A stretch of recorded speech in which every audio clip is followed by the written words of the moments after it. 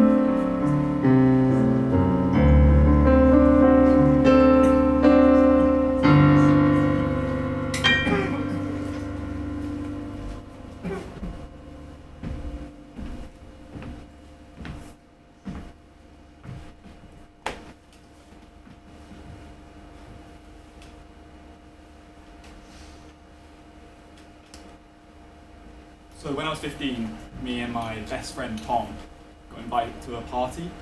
It's like our first proper high school party, and we were excited to go. And it was our first time drinking, so we got Tom's brother to get us something stupid like 2 bottles of vodka each or something. But we were excited to go, and then it got to the day before, and Tom messaged me out of the blue saying, I'm not going. That was it. And 15-year-old me did not take that very well, so I started calling him and calling him and calling him and calling him until he finally picked up. And then I said something like, Tom, what are you doing? Like, don't ruin this for me. Stop being so selfish. And he replied saying something like, okay, but I can't. And then he hung up. So I basically thought, fuck it, I might as well just go on my own. And that's what I did. And you know what, it was actually alright. It was good. You know, the first 20 minutes of the party was a bit awkward, you know, I was the only sober person there. But then I sort of settled into it and I ran into this girl, Lucy, and we had a bit of a thing going on in German, in German class. We weren't speaking German. But we started chatting and we basically spent like the whole night together. And yeah, it was really good. Towards the end of the night, we ran into Tom. What the fuck? He was sat on his own, clutching a bottle of vodka. And you know, when I saw him, I was a bit frustrated. So you know, I went over to him and I gave him a piece of my mind. I think I said something like, "Tom, what are you doing here? You said you weren't gonna come, and now you're here." And he was gonna respond. He was about to speak, and then he just keeled over and he threw up everywhere, all over his shirt. And I was still a bit frustrated at him, so I sort of left him there. And then the next morning we woke up and everyone at the party was staying in tents, and I was sharing a tent with him. So I woke up and he was next to me, he was already awake, and he was staring at the ceiling of the tent.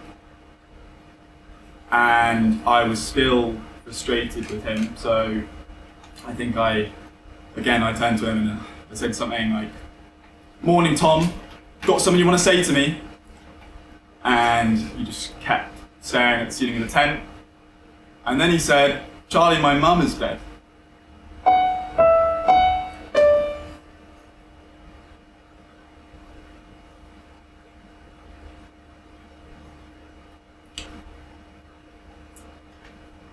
Don't be selfish.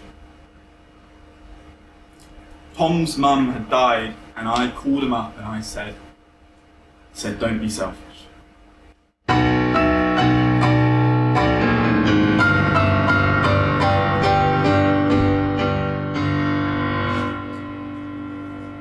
Hello. Morning. Today we'll begin with the preparation of the body prior to the funeral viewing.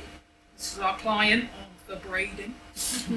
So when the remains arrive at our funeral home, laid on a steel embalming table much like this one, first the client's accessories are removed. Elbows. Now we move on to the mouth. So there are many different methods to do this, but the one our faculty is most familiar with is a needle and thread. We use these to gently sew the lips together. If the stitching is too tight, then the upper lip puckers. But if the stitching is too loose, then their expression begins to drift. We want a calm, peaceful look, like they've gone for a lovely sleep. They say that funeral directors are the last person to put a smile on your face. And occasionally the first! That's funny. We then relieve rigor mortis. Rigor mortis is the chemical stiffening of muscle tissue. To relieve this, we must flex the muscles, rotate the joints, and massage the limbs. You may have to apply some firm pressure, but don't worry, because your client can't feel anything. We then moved on to embalming. A small incision is made in the lower neck. This is where the carotid artery and jugular vein are located. One tube is inserted into the artery, another into the vein to allow the blood to drain. Once the circulation is complete, we wash their hair, clean their nails, and shave, if necessary. Families tend to provide photographs of their client's preferred style. But in this instance, we don't have to worry. And lastly, we move on to the cosmetics. Their colour must be assessed to ensure it matches their skin tone. In this instance, our client's been dead for some time, so we rely on LED lighting to soften his complexion. And then we reapply the accessories. Oh. Just gonna put these on. Perfect. Then we look at positioning in the coffin. Legs are straight, pillow is placed beneath the head, fingers are interlocked, placed on the chest. Beautiful. And that is how you prepare a body!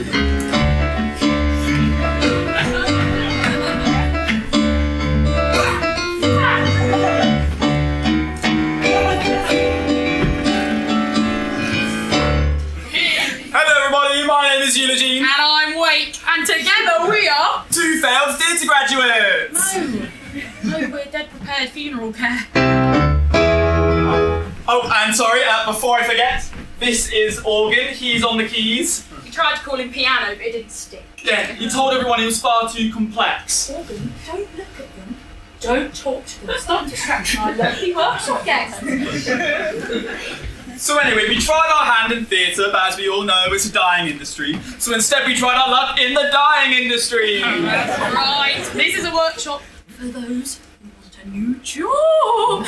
We're always looking for fresh blood in the funeral directing industry. But first, a little bit more about us. Oh yeah, so as we said about 4 seconds ago, we're theatre grads. Yeah, also known as those with a big personality. Right, well you're one to talk. Okay, not now, Wake. Not from our lovely guest. Yeah, you're right, where were we? So we left university having studied hard for 3 years. Taking important and informative modules such as how to become a tree, Advanced alcoholism, intro to emotional manipulation, and many, many more. So we were ready to enter into the creative industry. But wait, there's no job. And then we started to panic.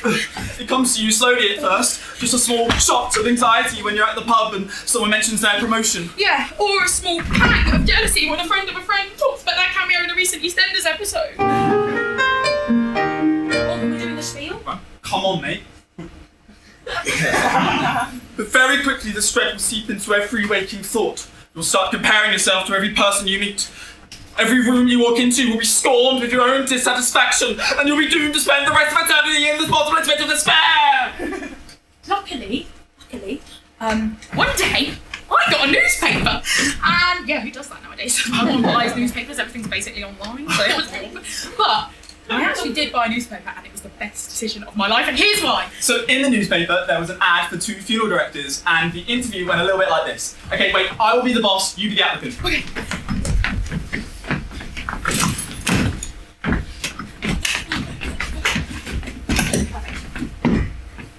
Hi, I'm here for the job. My hobbies include silence, long walks in the graveyard, and collecting black clothing. When can you start?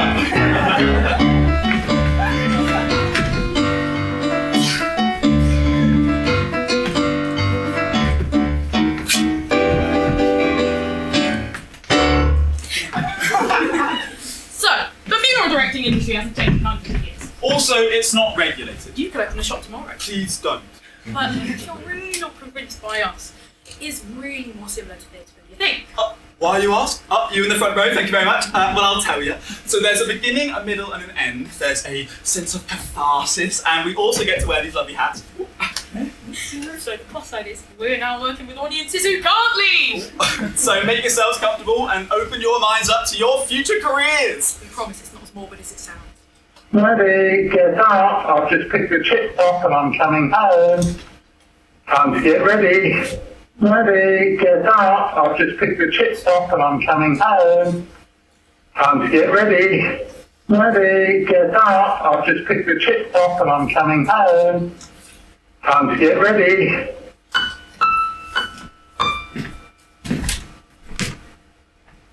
Please note, all names and faces have been changed in order to protect our clients with complete anonymity. Instead, we'll be using the name Arthur Brading when discussing said client. Some of you might be sitting there feeling a bit nervous. Oh God, I know I was. Oh, me too. That moment when you get your diploma from the NAFD. The National Association of Funeral Directors. And you realise that very soon it could be you putting on that top hat. Greasing the grievers. Guiding the mourners. And occasionally sewing someone's mouth shut. Exhilarating! Nerve-wracking. No. Okay, so what do you say, Wake? Should we just dive headfirst into the world of funeral directing? How about we start with eulogies, our favourite? Now, despite him being called Eulogine, eulogies are never quite any strong point. Ow. So I'll leave this part of the course. So why do I think eulogies are the most important part of a funeral? A good question. It's the part where you either honour the deceased or absolutely tank it in front of 100 grieving people. So, eulogy. What do you think makes a eulogy successful? Respect, I guess. Tone. Emotional. Wrong, it's confidence. Right. If you seem confident, people assume you're coping. So, what we've got for you now is a real eulogy from a real funeral. Let's watch. I'm going to start with one of my dad's many life lessons, which was when performing, you must speak slowly, project, and remember to plant your feet. So I'll attempt to recreate that, but I'm not promising anything. So, hello ladies and gentlemen. There is a lot of you. I didn't know he had this many friends. So, before I begin, I'll introduce myself. I'm Maddie. Harvey's kind, clever, intelligent, beautiful daughter is sitting over there. That's Tamara. I'm Maddie, the tall and chatty one. Well, who can prepare you for this day? No one. I'm honestly shocked my dad was an immortal or some godlike being. Although let's not give him that much credit. I don't need to go on about how brilliant my dad was. From what's been said before, you'll have grasped that we all loved him very much. No matter how dark the day seemed, just a sentence from my dad would brighten the room. My dad played a lot of roles. He had the truly unique ability to foster relationships with everyone he knew. No matter how you met him or how long or little you knew him, he valued everyone individually and in their own light. I recognise that everyone in this room had a special, one-of-a-kind bond with him that will always stay between you and him. I know that's a gift we all have, and because I can never understand the scope of his love and friendship for each of you, I'm going to tell you about the Harvey George Atkinson I knew.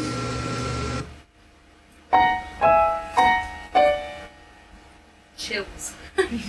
Literal chills. I just have a few notes on why that is such a brilliant eulogy. So, great opening. Also, using a joke about the dead man, perfect. It's so admirable and wise and noble. I thought that... Sorry, what was that? I thought that the crowd work and the joke about the dead man's popularity was risky. It's only a light insult. And here at Dead Prepared, big advocates for humour. Let's push the degree.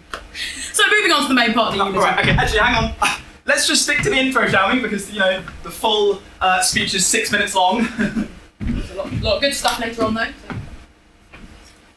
Okay, so my overall takeaways are good pacing, excellent balance of comedy, tragedy, minimal crying, great dress. In my humble opinion, if you're going to do a eulogy, do it like that, or don't do one at all. Right. Okay. I wouldn't say it was perfect though, was it? I would say it was perfect. She was perfect. Yeah, okay. Perfect though. Yes. Yeah.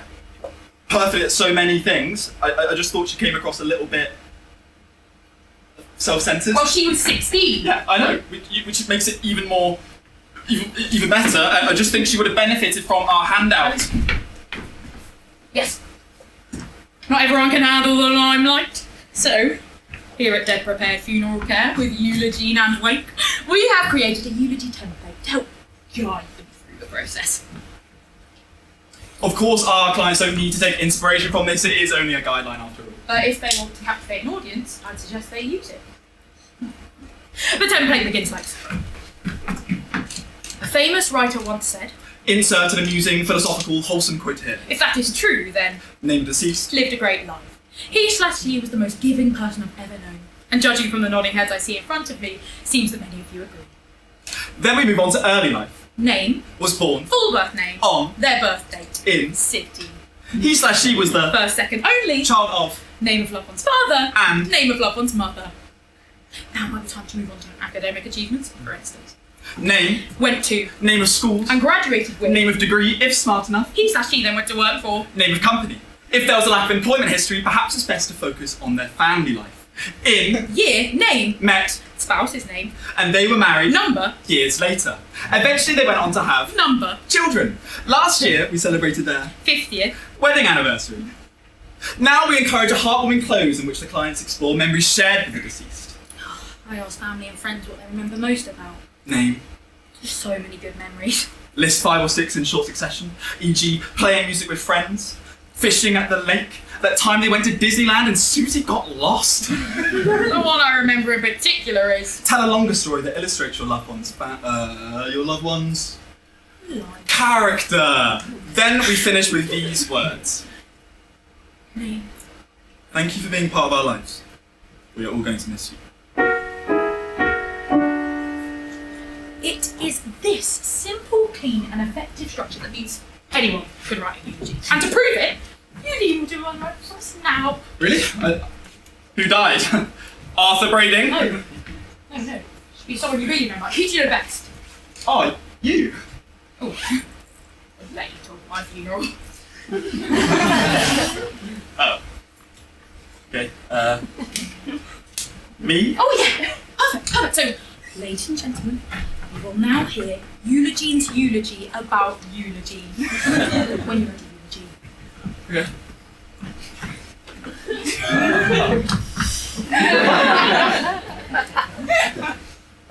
Okay.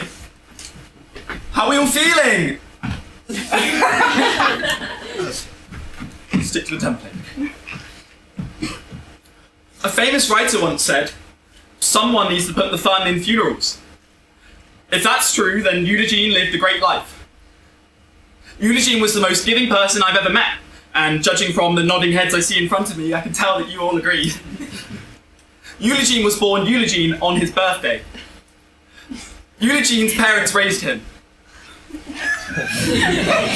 Eulogine went on to study at the National Association of Funeral Directors, graduating with a first in funeral directing. Eulogine then went on to work for Dead Prepared Funeral Care with Eulogine and Wake as a funeral director. In the future, Eulogine hoped to meet someone and get married. Huh. But that never came to be. He also hoped to one day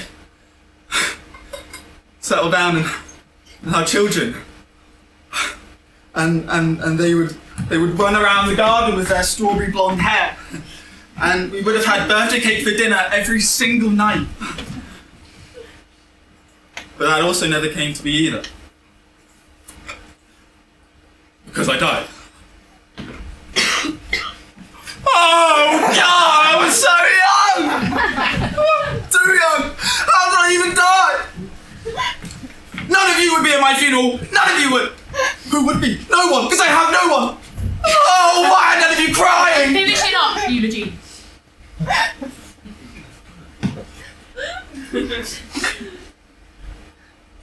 Eulogine, thank you for being part of our lives. We're all going to miss you. Yeah, let's give it up for Eulogine.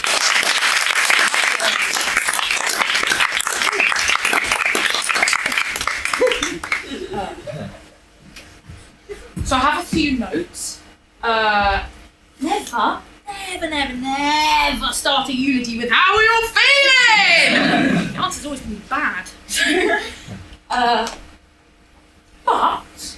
But it was a eulogy and it worked. And if anything, it's not fair to compare it to the previous example because the way she captivated the audience was just amazing. Such a great dress. Okay, I'm gonna stop you right there because I think I've just found out a little problem between us.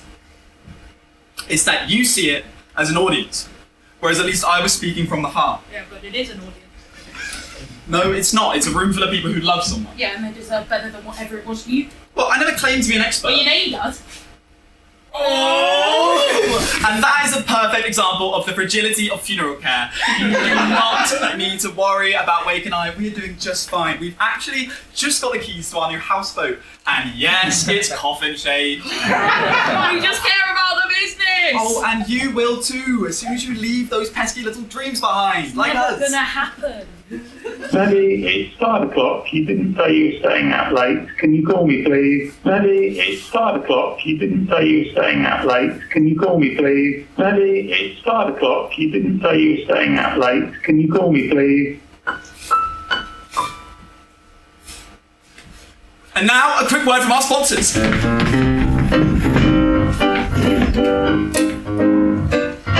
Hi, I'm Eulogine, and I'm part of Eulogine and Wake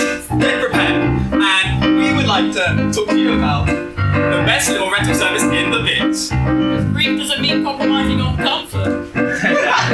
Or spectacle. So we've decided to partner with Eternal Chauffeur Services. The best little rental service in the biz. And you can play your own music within reason. Book now! Please. Moving swiftly on. This is the conversation.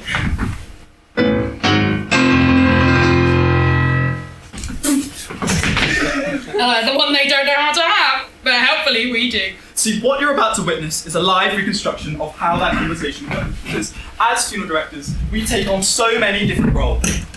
We take on the role of a guide. Facilitators. And your friends. Let's keep it professional, Eulogine.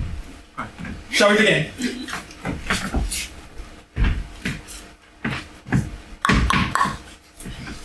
Hi, you must be the Brading family. Come on in. I'm Wake, and I'll be guiding you through this process.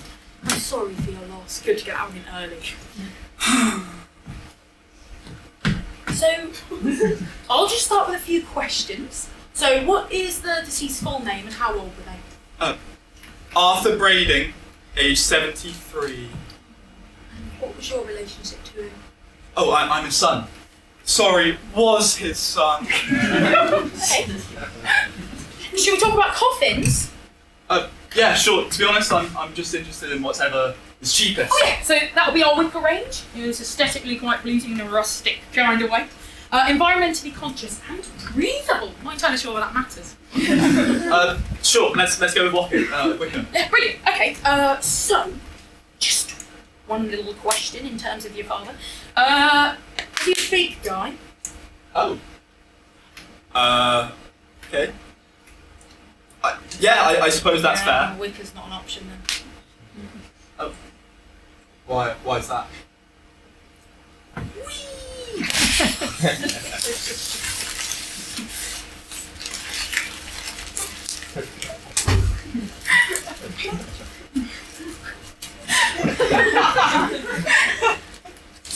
Is that my dad? Yeah. Yeah, he'd fall straight Straight through the coffin. Yeah. Right. Any other options then? Yes. So we have oak or mahogany. Both have engineered reassurance. Right. Yeah. Let's just go with Woke. Woke. Perfect. And just in terms of transport, now our standard hearse, perfectly fine, nothing wrong with it. But a limousine, that's an experience. Right. Imagine if you imagine arriving in a standard vehicle, all cramped and upright. Yeah. When you could arrive in our limousine, reclined and supported. I don't think. The seats are softer, the lighting is kinder, the windows are tinted to such an extent that you can cry with complete anonymity. And there is legroom! Let me repeat, there is legroom. That's what we refer to as the emotional sprawl. Right. Is it more expensive? Yeah, it's worth it. So. I think we're probably fine without the limo. Okay. Yeah, let's give him a wait! That was an absolutely perfect improv. He was just such a special man. Who? Arthur Brading. Yeah, Arthur Brading. Don't you agree, darling? Wait, Eulogine, who are you talking to? Who are you talking to, Eulogine? This is my wife, Mrs. Brading. You don't have a wife, Eulogine. My name is Junior, after my pops. One of my strawberry blonde children. This is real! Eulogine!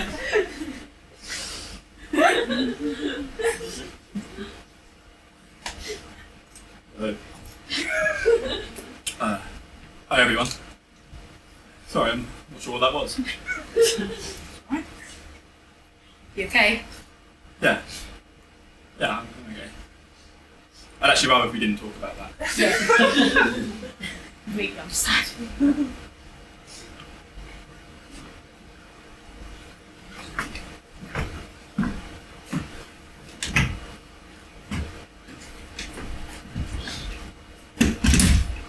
Should get my hat.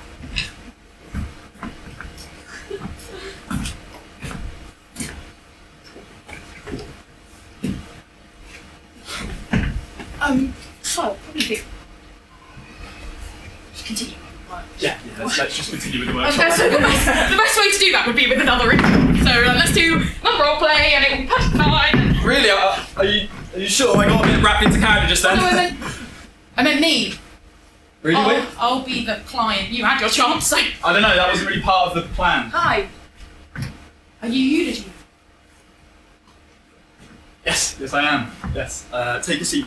Make yourself comfortable. Never thought this day would come. Yeah, I understand. We'll take it at your pace. You might regret saying that later. We are not paid by the hour. Thanks. So let's just start with the basics of the name and age of the deceased. Harvey Atkinson, age 59. Not after braiding. No, Harvey Atkinson. Okay. Great. And what is your relation to him? His daughter. Right. Yeah. I'm sorry for your loss. So let's just dive right in then. How about we start with, were you thinking burial or cremation? Wasn't sure. That's okay. I can talk you through it. So with burial, with cremation, it's nice because you get to put your loved one by a candle, like on the mantelpiece. And burial is also good because it's very back to nature, the full life cycle, if you will. Take your time. Think you want me to be buried? Great, yeah, we can do that. Under an oak tree. Oof. Ah. How possible is that? Okay, yeah, so... Ooh. Well, okay, so when you use a tree as a headstone, what tends to happen is that as the tree grows, the roots will sort of grow downwards and sort of outwards, and they'll sort of grow into the loved one, and they'll sort of pull it out of the ground.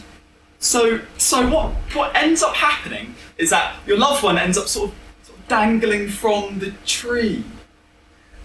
It's very gory. Just a normal burial then. Great, yeah, we can definitely do that. And you know what we can do as well?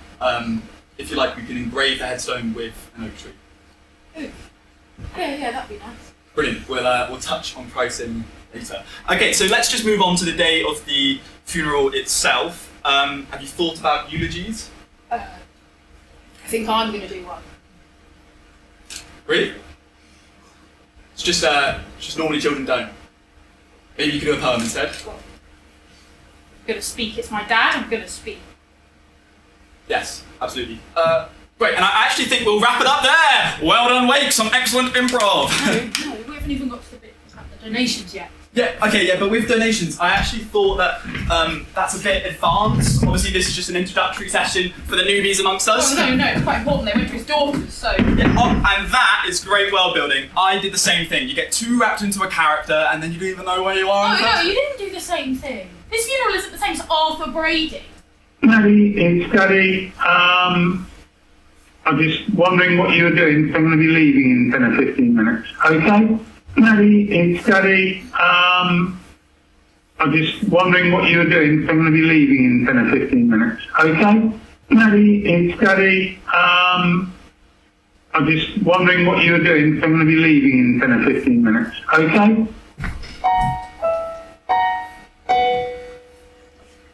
And that is our everything you could possibly, perfectly tailored, all-inclusive, amazingly well-told service. So, at the end of the day, it's about saying goodbye. Yes, it's about our clients saying goodbye.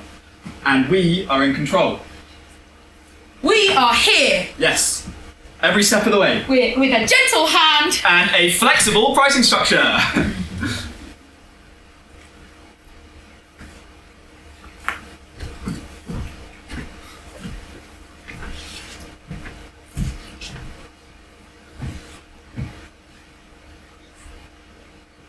Here, the funeral arrived. He already had his clothes laid out on the floor. His school trousers and his brother's prom blazer. Struggling to put on his dad's tie, they left for the funeral. His mum offered him a lift, and so off they went. From the field behind Jess's house to the cemetery. It was a big funeral. Don't be selfish. Tom arrived a bit later, following the hearse. Charlie first saw him as he was carrying the coffin, carrying his mum to her grave. Soon as Charlie saw him, he burst into tears. Don't be selfish. People around Charlie were asking if he's okay. Don't be selfish. No, I'm fine, thank you. Don't be selfish. No, honestly, I'm okay. Don't be selfish. This isn't about me. Tom's dad noticed Charlie's tears and begrudgingly put an arm around him. Tom was at his mum's funeral and now Charlie's here and he's ruining it. Don't be selfish.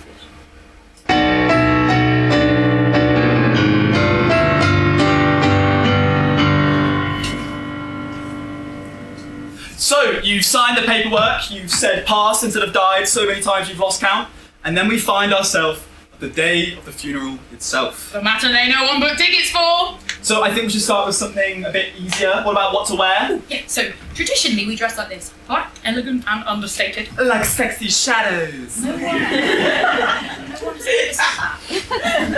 Okay, moving on. But our clients can also request themes. Let's have a look at what we've had in the past few months alone.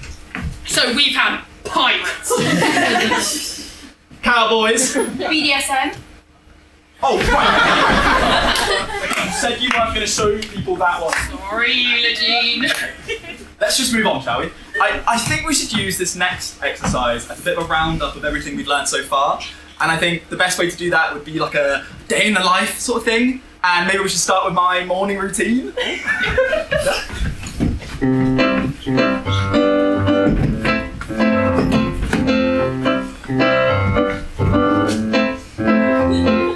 Eulogine wakes up at 6 a.m. after snoozing his alarm several times. Naughty Eulogine!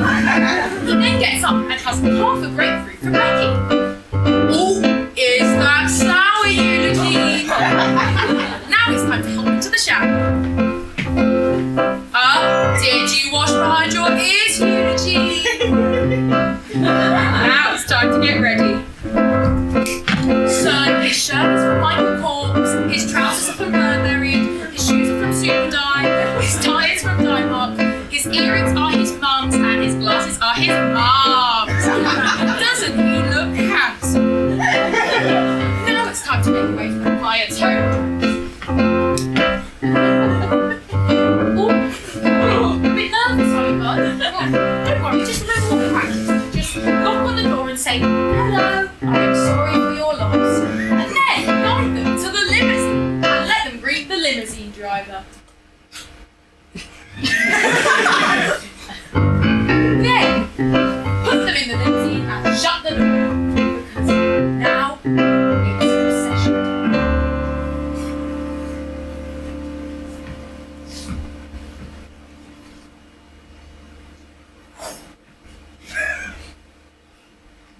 Look at that.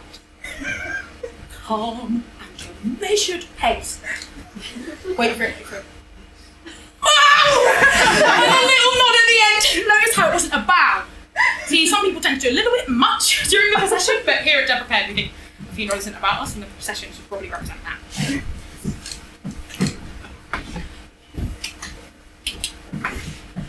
So how was that? Absolutely gorgeous. And that little nod at the end, chills! Oh, thanks. Oh, wait, before I forget, you did lock the coffin into the hearse, Yeah, right? yeah, you're always asking that. Okay, and you've got the orders of service Already as at well. the crane. And what about the... I'm just going to turn on the radio, actually. Oh, I'm just going to turn that off. Let's just go in silence.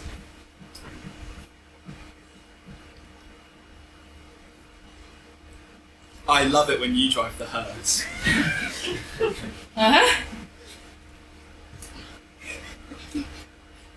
At Iceland, they're doing this deal where you can get any 10 items for £10, which means you can save up to £7 on every single... Oh, great, we're here! Oh, great! So you let the family out of the limo, the doors open and the coffin is brought in. We stand at the back, looking respectful. Introductory thoughts on life and death are shared. What is life? What is death? Why are we here? Maddie, it's Daddy. I'm just wondering what you were doing, because I'm going to be leaving in 10 or 15 minutes. Okay? Maddie, it's Daddy. I'm just wondering what you were doing, because I'm going to be leaving in 10 or 15 minutes. Okay? Maddie, it's Daddy. I'm just wondering what you were doing, because I'm going to be leaving in 10 or 15 minutes. Okay?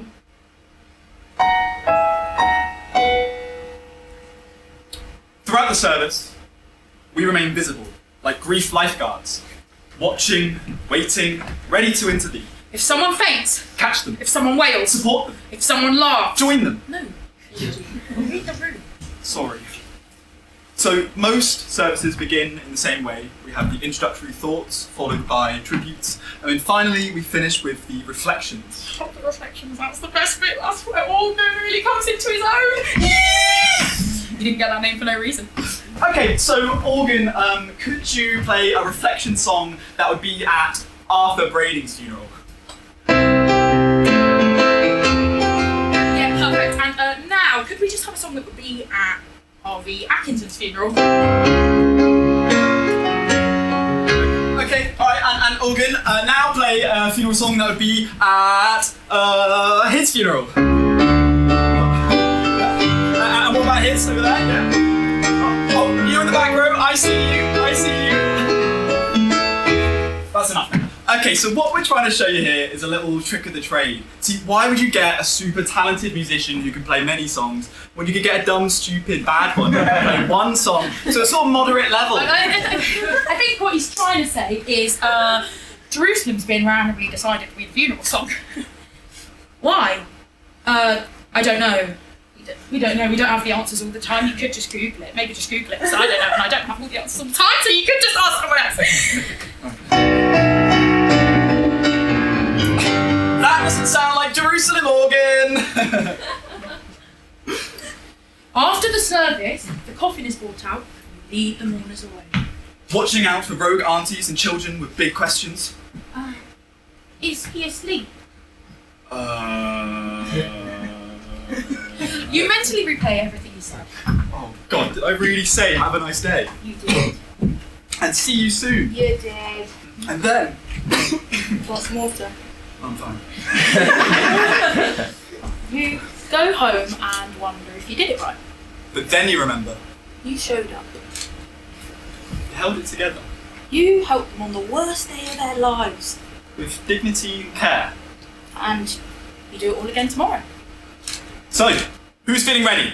Maddie, get up. I've just picked the chips up and I'm coming home. Time to get ready.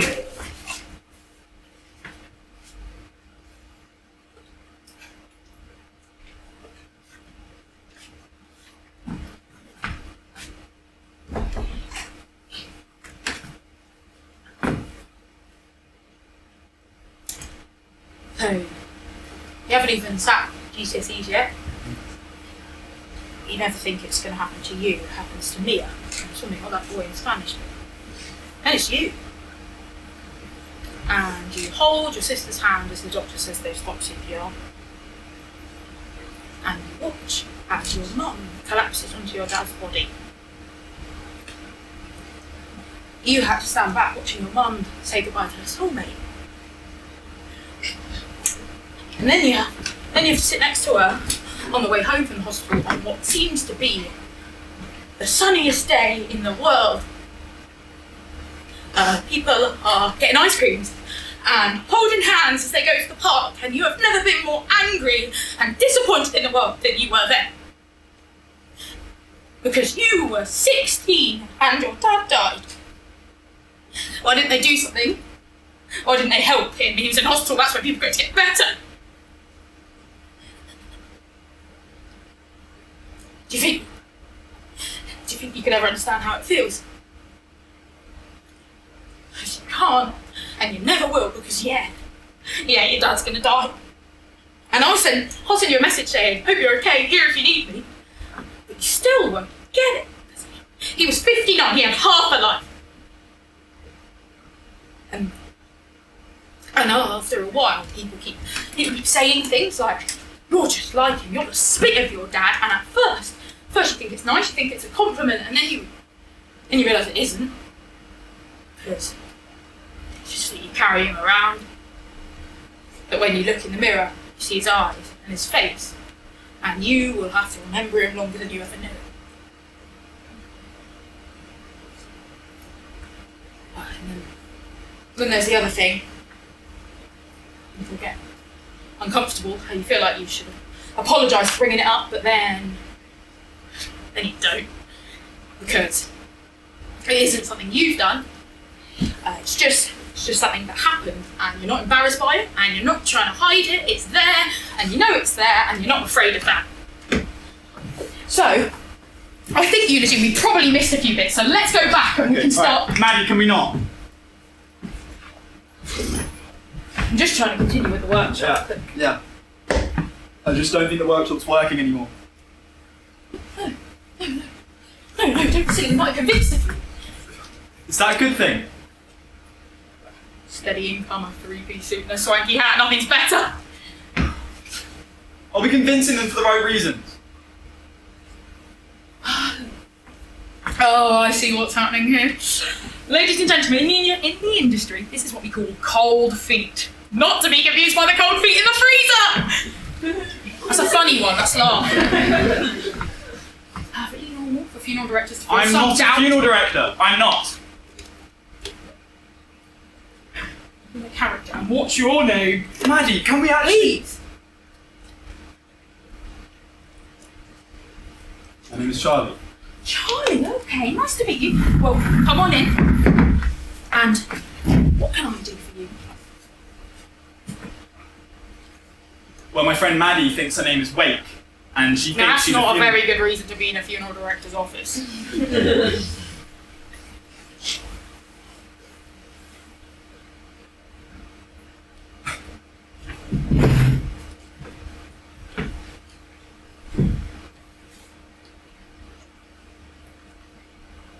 And my friend's mum died when I was 15 years old. Oh, sorry to hear that. Right, but it was a while ago. Doesn't matter. Grief takes time. Yeah, it wasn't my mum, so... Okay. Then why are you here? Yeah, good question. Maddie, what are we doing? Can I ask? Did you read the sign when you came in? No. If you did, you would have seen it said, "Dead prepared funeral care with Eulogine and Wake." No mention of a Maddie. Okay. Yeah, alright, fine. I know what you're trying to do. You want me to call you Wake, and then you want me to talk about grief. Yeah, that's kind of the point. So, please. Yeah.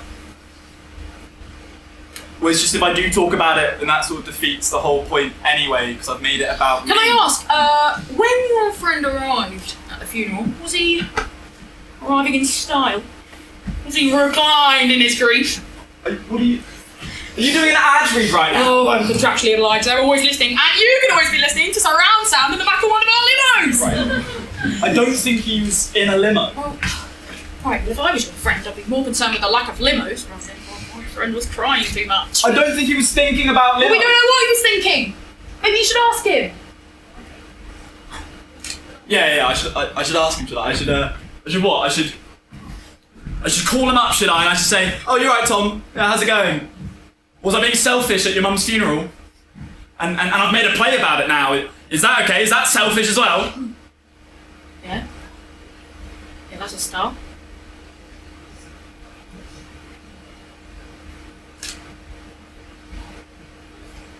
Right.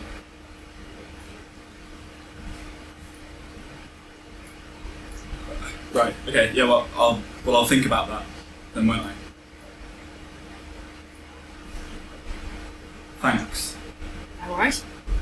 Part of the 5-star service, you'll get a dead prepared. And is there anything else I can help you with? Yes. Yeah, there is actually. Maybe I could ask you a couple questions. Is that okay? Yeah, go ahead. Great. Okay. So, Wake, why did you get into field directing? Well, I was a theatre grad, you know, there's no jobs, the whole dying industry bit. So I became I meant to the NAFD, and the rest is history. Right. So it wasn't because of like an experience that you had then? No. No, not me. So it wasn't about your dad then? I think we should talk about this. Put the hat back. No, I'm not gonna put the hat back on. You should take the hat off. No, it's part of my uniform. Maddie, just for a second, take it off. Why? So we can actually talk about what's going on. Maddie, I'm not going to take it off, so can you put yours back on, please? Really? I'm not going to talk about it.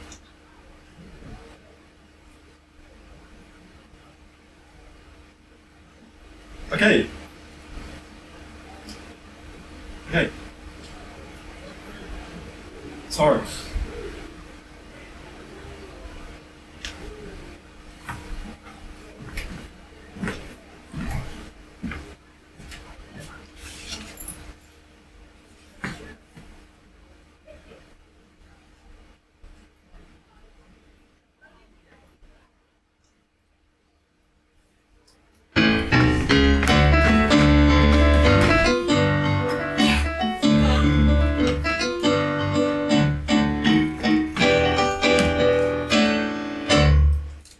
Thank you so much, everyone. I think that's all we got time for. You've been an absolutely wonderful group. I also just want to say thank you so much for your enthusiasm. We'll be sending out sign-up sheet for our mailing list.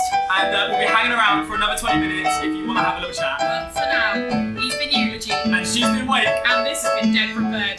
Any questions?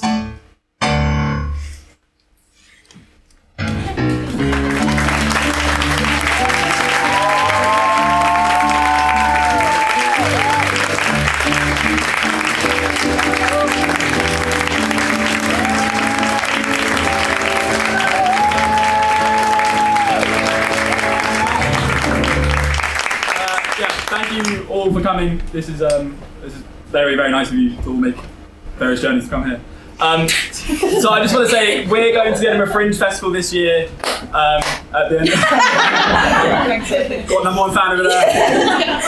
And so we have a QR code on the door and on a couple of chairs, which has like our Instagram and like our link tree for like if you want to donate. And it's also got like a thing that you can like say like your thoughts and feelings about the show, just so we have some tips for when we go up to Edinburgh.